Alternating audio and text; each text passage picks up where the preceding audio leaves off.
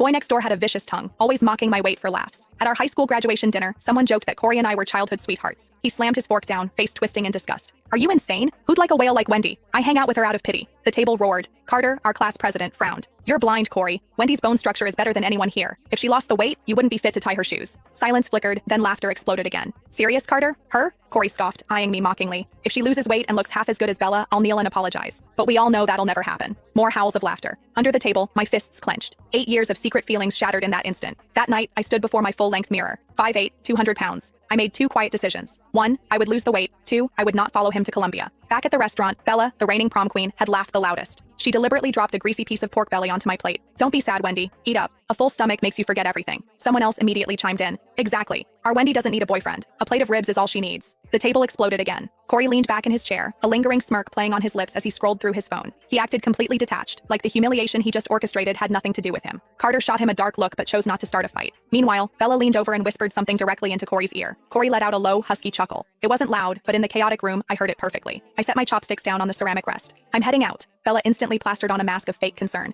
Wendy, please don't be mad. We were honestly just joking around. I ignored her completely. I grabbed my purse and walked toward the exit. As I passed Corey's chair, he didn't even bother to look up. He was too busy texting Bella. I stopped right beside him. Corey? He finally lifted his head, his eyes laced with heavy impatience. What? Every single word you said today. My voice was eerily quiet. One day, you are going to regret them. He raised an eyebrow, letting out a dismissive scoff. Me? Regret? I guarantee you I will never. I didn't stick around to hear the rest. I pushed the heavy restaurant doors open and walked out into the night. The street was suffocatingly quiet. My hands were shaking violently, but I refused to let a single tear fall. It wasn't that I didn't feel the pain. It was because it hurt so deeply that crying felt completely useless. My best friend Gemma chased after me, grabbing my wrist tightly. Wendy, I swear to God I will go back in there right now and dump a drink on his. Gemma. I cut her off, my voice raw and scraped hollow. Just walk with me. The amber streetlights stretched our shadows out across the pavement. We walked for a long time before I finally spoke again. He's right about one thing. I am 200 pounds. But he said I could never lose it. I am going to make him eat those words. Gemma bit her lip hard and didn't say a word. She just squeezed my hand tighter. When I finally got home, the house was completely dark. My parents were already asleep. I stood alone in the bathroom under the harsh fluorescent lights. I actually had a medium frame, but it was completely buried. My face was dangerously round, my jawline practically non-existent. But as I leaned closer to the glass, I saw the truth. My eye shape was striking. The bridge of my nose was naturally high, and there was a tiny, delicate beauty mark resting right beneath the outer corner of my eye. Carter's words echoed in my ears. If she ever lost the weight, you wouldn't even be fit to tie her shoelaces. Was it true? I didn't know. But tonight, my mind was set. First, I was dropping the weight. My goal was 115 pounds. Second, I unlocked my phone and logged straight into the university admission portal. My cursor hovered over Columbia University's Fine Arts program. I stared at those glowing letters for a long time. I picked that major 3 years ago solely to stay close to Corey. I spent countless sleepless nights perfecting my portfolio just to make sure we ended up in the same city. Enough. I hit delete. In the search bar, I typed UCLA. Distance, 3,000 miles away. My thumb hovered over the confirm button. 1 second, 2 seconds.